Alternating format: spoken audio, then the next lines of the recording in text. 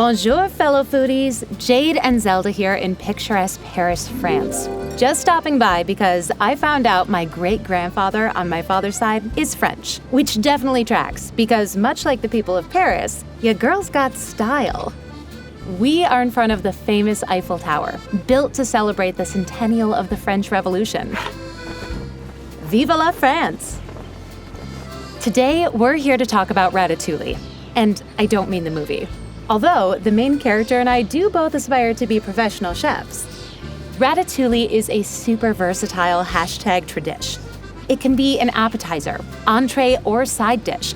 It can be served hot, room temp, or cold. You can do your own spin on it, even though more traditional French chefs will turn their nose up if it's not the original ingredients of eggplants, zucchini, tomato, and onion.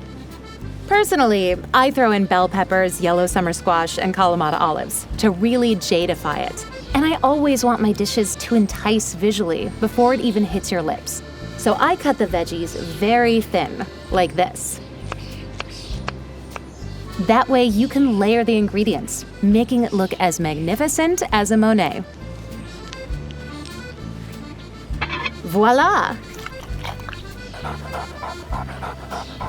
This recipe is perfect for a summer day like today because the word ratatouille means to stir up and started as a recipe that peasants made with what was available after the summer harvest.